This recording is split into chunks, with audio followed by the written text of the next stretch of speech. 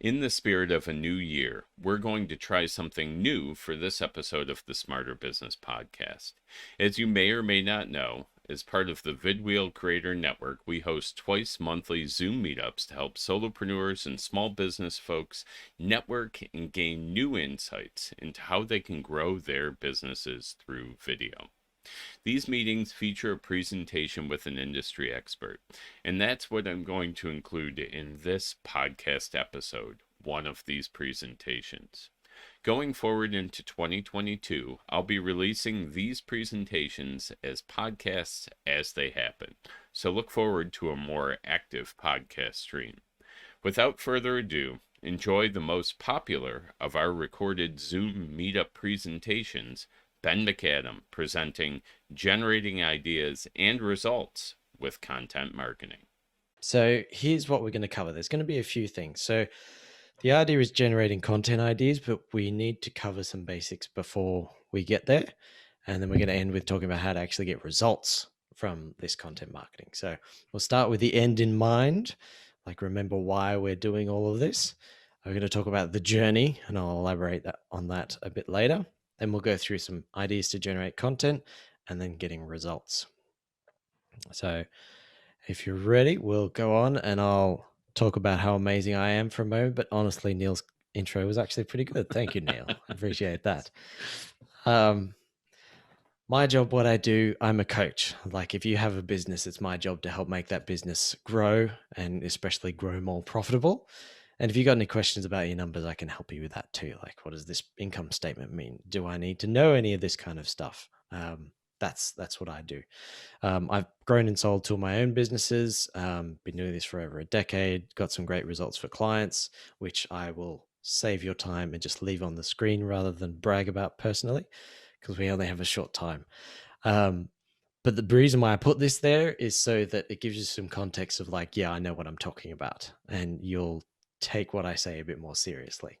So this lovely picture that I found is the comparison of the different mountains. Like we got Mount Everest there is this lovely light gray one. We got some darker gray. These are mountains of different heights. And this is my way of bringing across and cementing the idea that you need to start with the end in mind. Which of these mountains do you want to climb?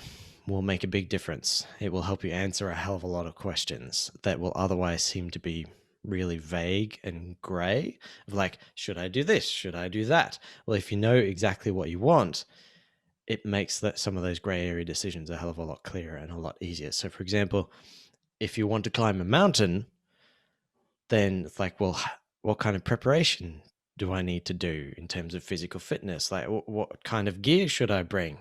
Well, if you don't know which mountain it is, it could be Mount Everest, or it could be like Mount Kosciuszko here in Australia, which is a bit small, our tallest mountain. It's a big difference preparing for those mountains. Like how much gear do you need to bring to go climb Mount Kosciuszko? I don't know. It takes 3 hours and there's stairs. Whereas, if you want to climb Mount Everest, that's obviously a bit of a different thing. And okay, I'm going to need Sherpa, I'll need teams, I'll need, training at elevation and stuff. It answers a lot of those questions. You can then find the specific answers a lot better. It also helps with focus. Like, what am I doing right now? Should I go to the gym or should I sit on the couch and go, watch Netflix? I'm like, well, I really want to go on Mount Everest, and it's a thing I'm going for, so I'm going to go to the gym. So it'll help you focus as well. So what result do you actually want to get from your content marketing? And I'm going to put a whole bunch of things on the screen, and I lied. It's interactive time. I want you to pop in the chat which of those it's going to be for you. So it could be followers. You want social media followers or subscribers on YouTube. It could be email subscribers, people who are on your email newsletter. You can nurture them and then hopefully sell them one day. It could be you want people to submit a form on your website, like a booking form or a questionnaire.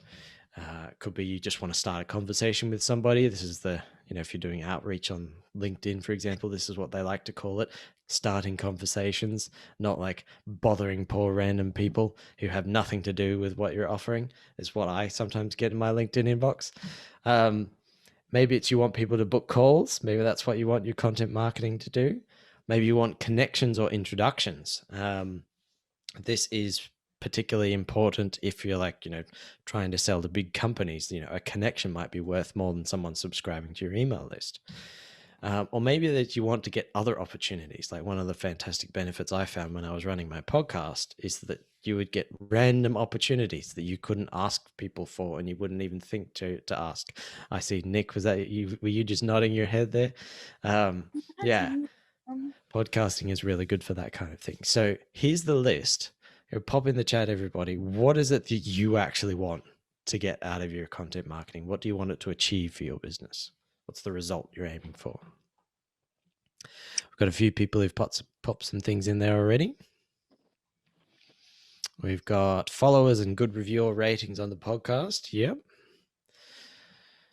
Calls booked or connections to senior leaders at target companies. Yes. Creating connections with potential new customers. Yes. Subscribers and discovery calls. Yes. Connections and other opportunities. Connections. Credibility. That's a good one. Thank you, Janine, for the suggestion.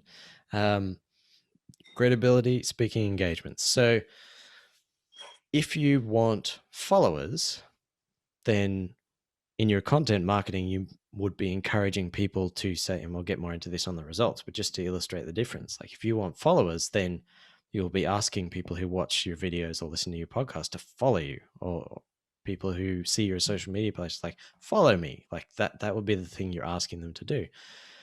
And it's a fairly low ask of people. But if in your content marketing, you're like, I want to get connected to a senior leader at a company, I want you, person who doesn't yet know me very well, to risk your reputation with somebody and introduce me, that's a bigger ask. And you're going to need to do things a little bit differently with your content marketing so that people are more comfortable potentially ruining one of their friendships by connecting you to someone. So not that you would do that, just to clarify, but it's just to get you thinking about there is a difference. Which mountain do you want to climb? Which result do you want to go for? You got to prepare a bit differently. Next, let's talk about the journey. And I tried to keep like the mountain climbing, hiking thing going. And honestly, this is the best that Google image search gave me. But still, like, they've got backpacks. They're going on a bit of a journey. And this is not your journey. This is the journey of the people who are watching your content. And I want to talk about an idea. I keep messing up who to attribute this to. I keep saying it's Ogilvy, but it's actually Schwartz. There was a book called Breakthrough Advertising many, many years ago. It's an older book, but a very helpful one that talks about the journey or the awareness spectrum that people have about the problems, the solutions, and where they get to the point where they're interested in you. I'm going to outline it first, and then I'm going to give you an example using my prop. So, step one on the awareness spectrum, they're completely unaware. You got to start from somewhere, and this is, they don't know that they have a problem. That's what this is. This could be random traffic you get from clickbaiting people. These people, like they are unaware that they have a problem. They're not really suitable. Who cares if they see your stuff? Don't optimize for these people. The next level, the people who are aware they actually have a problem, but they don't know that there's a solution to it. These people, you don't need to convince them they have a problem, which is the hardest thing to convince someone, and not exactly the friendliest thing to do. Hey, you have a problem. The people who have an awareness that there's a problem, you've just got to teach them that there is a solution. That's the step you need to do for these people. You don't need to do one of the later steps for them until like they become solution aware. Like now they know there's a problem. They know that there is a solution. They know what they want to happen instead, but they don't know that you do it or that your product will do it for them.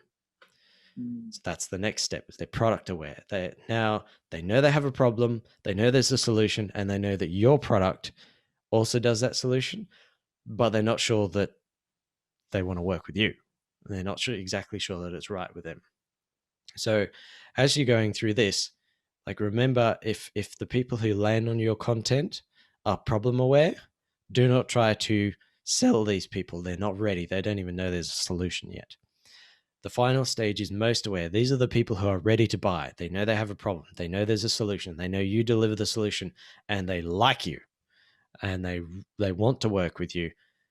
You give them a deal, and they take action. They sign up. The thing is only like 1 to 3% of the market are here. So like 1 to 3% of the people that are seeing your content are at this stage. And so if your content marketing is all sign up now, I have this discount for this month, like most of the people, it's not going to land, and your focus is wrong. If instead, most people who get to your content, you find out like they know there's a problem and they've been attracted to you because you're talking about this problem. You tell them there's a solution. They're like, aha, they're grateful. They like you a little bit more because you've transformed their life in a small way by realizing like they don't have to put up with this horrible situation. Like there is a way out of it. If you tell the people that, they know there's a solution, and then you tell them that you do it, then that's also a helpful thing too. So the point about why I'm telling you this awareness spectrum, I'm going to give you an example in a moment. The reason why I tell you this is to make sure that what you're doing in your content marketing, the things you're saying, the message you're sharing, is moving people along the awareness spectrum. It is possible to move someone from problem aware all the way through to most aware in one piece of content, if it's long enough. But taking someone from problem aware to solution aware, and from solution aware to product aware, doing that in most of your content, and then in a few pieces of your content, doing product aware and asking them to put their hand up to work with you, or to get in touch with you, or to reach out to you about any speaking engagements. Like the ratio there is not like at step 5, whereas like you've possibly seen a few people and you've never gone back to their website again, where you like read through a few blog posts and it's all like, we do this, we have a deal right now. It's like no one wants to hear that kind of thing. No one will stick around and get nurtured and know, like, and trust you some more. All right. Now it's time for my example. The sharp-eyed people, or those of you who will now go back in the recording and try and spot it, will have noticed that I have a hole in this jumper. This is one of my old jumpers that I use for the purpose of illustrating this. Let me tell you a story about this jumper. I was completely unaware that I had a hole in my armpit of my jumper until I was at a choir rehearsal a couple of weeks ago. This was my favorite jumper, and I was at the choir rehearsal and I was having a good time, and I stretched at some point, and someone on the other side of the room had said, "Hey, Ben, you've got a hole in your armpit." And suddenly I was problem aware. I have a problem that there is a hole in my armpit. I was carrying on totally fine, and honestly, my life wasn't hugely impacted. It's just a hole in my armpit. I don't normally stretch in front of random people, but still, like, I had no idea there was a problem. Someone pointed out I have a problem, by pointing out like the symptoms. So like, for example, if you help people in marital transition, you could say like, you have a problem because finances can be messy. That could be an example of helping someone become aware that there is a problem. You can't say to someone who is unaware of that problem, I'm going to help you with the finances in your marital transition, because they're like, no, I don't really think I need that kind of thing. So first thing is people need to be problem aware. The next step is, I got really sad about the hole in my favorite jumper because I thought I'm going to have to chuck out my jumper. And I'm stretching the truth a bit here. It's like, I didn't know that there was a solution to holes in jumper armpits. And then someone told me, hey, did you know that there are tailors? There are people that can sew this thing up. And I became solution aware. I was like, yay, my favorite jumper is going to be saved. So I was really grateful to that person who told me that tailors existed. Like, if I had read that on a website, I would be subscribing to their email newsletter because I'm, or following them on social media because they helped me. And I'm like, maybe they can help me with other things. I like the kind of things they say. I like this person quite a lot who has saved my favorite jumper, or told me there's a way to save it. The next thing that happens is, you know, this person then says to me, "Hey, I'm a tailor." I'm like, "Oh, I didn't know you did that. That's very interesting. Can we talk about my jumper?" So this person who has taken me from the point of, "Oh no, I have a hole in my jumper. I'm going to have to chuck it. I'm really sad about this problem," has told me, "Tailors fix that." I'm like, "Great. Thank goodness. I'm really grateful." And they says, "Oh, by the way, I'm a tailor." "Oh, cool. I want to talk to you. I like, and I know, and I trust you even a little bit because you're helpful. Can we have a conversation about that?" Like, we haven't even got like very far down the things, and I'm warm and open to this person because they have helped me go from problem aware to solution aware to product aware. Any of those transitions is a big jump in know, like, and trust. If you can do that for someone, do that in the majority of your content marketing, you'll get a lot of happy people. All right, the final step in this now becoming very fictional scenario is this person says to me, "Did you? Well, yeah, sure. We can talk about the hole in your armpit. I'm happy to talk about fixing it." And we talk a little bit about it, and I say, "Yeah, that sounds pretty interesting." And then they say, "Well, did you know I actually have a deal on right now? 50% off armpit hole patching services." I'm like, "Great!" Take off my jumper and I give it to them. Like, I was most aware because like I knew I had a problem. There's a hole in my jumper. Knew there was a solution. They were tailors. I knew this person was a tailor. They offered armpit stitching services. And I liked them. We had a little chat about it. I am most aware. I'm like, I'm ready to buy. All I need is that little thing to tip me over the edge. And that's when discounts and promotions like that are actually the most powerful. Is when you use them just to tip people over the edge. If that person had done like tons of videos or tons of blog posts or podcast episodes saying about, "I have this deal on armpit hole patching," wouldn't have been as powerful as the journey that he just, the emotional roller coaster that I just went on. I don't care what his price is to fix my armpit hole right now. Like, I know, I like this person. I've, had some interaction with them. I trust them. I'm not going to nickel and dime them on the price of fixing, the hole in my favorite jacket, like that valuable service that they can do, because I've gone through this awareness spectrum with them. So I've spent a lot of time talking about this, even though this is supposed to be about generating content ideas, because we're starting with the end in mind. Like, what's the result you want? Is you want somebody tipping off the end of this awareness spectrum, and we're working backwards from there. Only 1 to 3% of the market is ready to buy and just needs the deals. So 97% of people need content. And most people are actually at the problem aware stage. So most of the people that come across your content, you can teach them that there's a solution. And you teach them from the perspective of someone who provides this solution, and you also tick off the next transition at the same time. So teaching people that there is a solution, there is a way to get a solution to their problem, is one of the most effective ways to approach your content marketing to help move people through this awareness spectrum. So before I move on, I saw a lot of nods and laughs during my story about the hole in my armpit, the hole in my jumper armpit, I should probably put it. Does that make sense? Was it helpful? Just pop something in the chat and give me a yes while I have some more delicious, delicious vegetables.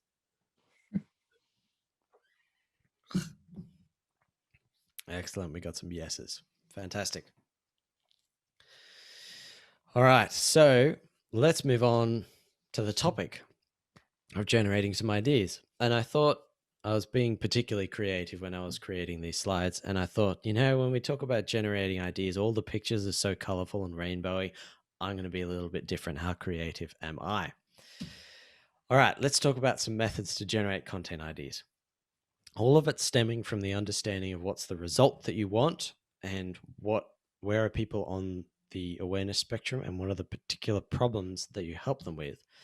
There is a thing called a content grid. Honestly, I got this from somebody else and I can't remember who, but for the record, this wasn't originally my idea. Now, the idea of content grid is it can be really hard to generate ideas out of nothing, a completely blank slate. So let's put a grid on it and help you out. In this grid, the columns are going to be the top 3 to 5 problems that your ideal customer has. Bonus points if you can put it in their words, as always. Feel free to copy and paste what they say when they're talking to you about their problems on the sales calls and so forth. Put those top 3 to 5 problems in columns across the top. And then the rows are different types of content or different ways you could talk about that content. And I've given you an example here. Now, remember, for those of you who are in the community, you'll get a copy of the slides. You don't have to write this down. And for those of you who are watching this video elsewhere, you'll just have to like pause and wear your arm out or something, writing it all down. Anyway, there are a whole bunch of different content types that you can do for each of these 3 to 5 pain points. If you multiply them out, this is like at least 1 quarter's worth of content, depending on how frequently you post. It could be all the content that you need for a whole year. We got, let's say, 5 problems that your ideal customer, and then there's like, how many? What? 1, 2, 3, 4, 5, 6, 7. There's only 7 ideas here. I've put in of so 5 times 7, that's 35. And how often are you going to post? If you fill out this entire grid, there you go. There's all your content ideas. And when you put this framework around it of like, I'm going to talk about this problem in this particular way, it really narrows it down. You don't need so much creativity. I really like the idea of constraints around creativity because I hate a blank page. Actually, no. What I hate the most is never ask me to find an image for a website or slides or anything, because like the images I've done on these slides, was there 4 of them or something? That took me 2 hours.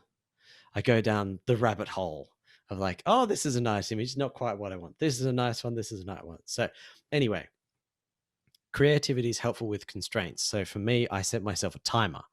I'm like, okay, you need to find 4 images and you have 5 minutes to do it. And that really helps because it gets rid of that feeling like, oh, I need to spend a bit more time. So this content grid is something that can really help you. And it also, apart from being just a great way to help you generate ideas, is it keeps your content focused on the problems that most matter. It will mean that your content is way more compelling to your ideal clients because you're talking about the thing that they really care about or that's causing them some pain or blocking them. Like, it's, if you follow this content grid, I'd be very interested, those of you who want to send it to me afterwards, if you fill it out, I'd be quite interested to see what you come up with. If you fill this thing out, there you go, there's all your content ideas done. And I could end the presentation right here, but I have some more. I would say one thing: you don't have to fill out the whole content grid. Like I've done this for myself, and I've only filled out half of it. There are more types of content that you could do. Maybe you're already doing some. Maybe you got some from another presentation from the community. There are other types you can do. Telling a story. It's with a lesson in it, like, you know, a moral lesson kind of thing, but about this particular pain point. Like, there's a couple of others that you can do. And so the grid can get pretty large and you don't have to fill the whole thing in out, and you've still got tons of ideas. Anyway, moving on. Questions that people ask on Quora and Facebook groups. Like, you never, ever, ever have to come up with an idea from scratch. I would also add the main questions people ask when they're on a sales call with you or sending you a contact form or something. Like, what are the questions they ask? Literally answer those. That's like the Q&A section up here in the content grid. Like, there you go. You've got the questions. You never need to come up with a content idea again. Just make sure that you filter the questions and make sure they are relevant to your ideal customer and their pain points. So if you see a question in a Facebook group about, you know, there's a Facebook group of your type of customer, and you go in there, you look at the questions they ask, and they're like, I'm having trouble getting my daughter to sleep. And your business is about podcasting. Like, you know, obviously don't answer that one unless you got a podcast about getting daughters to sleep. You could also look at competitors and be inspired by what they say and use that as some inspiration, not necessarily copy it, but maybe you react to it and you're like, you look at all your competitors and they're saying this kind of stuff. Like, for example, I keep coming back to this idea of the helping people with their finances during marital transition. Thank you, Gina. You've inspired me. like there are different approaches to dealing with marital transitions. There's like the really combative, argue everything to the nth degree approach, and then there's the I don't care, I just want everything gone, and then there's like a whole grayscale spectrum in there. And so like you can find your place somewhere on that grayscale, and you can show people your place on that grayscale by reacting to like the combative types if that's not you. You can say, look, I've noticed that a lot of other people who help with this kind of thing have this kind of approach, and there is a problem with this approach because XYZ. Here's the way I prefer to do it because ABC. Like that's how you can like react to what your competitors do. I wouldn't necessarily say company X sucks, I hate company X. Like that's not professional. It doesn't make you look good. But you can definitely take kind of inspiration and react to what they do. You can also do that with other industries. So like I like that this group has such a wide variety of people in it. Like if you're sharing with each other what you're doing for your content, that can inspire other people for their content as well, even though it may not be relevant to their customers. They may not have the same problems. That's something that you can help. You can inspire each other. A couple of things to remember. Don't forget what works. Like if you find something in your content that really inspires people and gets them going, don't forget to keep kind of talking about that kind of thing and come back to it after a little while. Also remember when you're talking about the content for this teach one in particular, don't teach them all the exact steps to do what you want them to pay you to do for you. You can still do it. Like I can teach people everything about what I do and they will still come and pay me to be clients, and that's great. But it doesn't work for everybody, especially if your ideal client is a bit cheap or is looking for the lowest provider. Not my favorite type of ideal client. You don't want to teach them everything. You want to tell them, like what the solution to their problem is, why it's the solution to their problem, but you don't actually want to tell them how to implement the solution themselves. All right. I can see that time is getting on. I have a tendency to talk a bit more because I'm just passionate about this stuff. So let's talk about results quickly.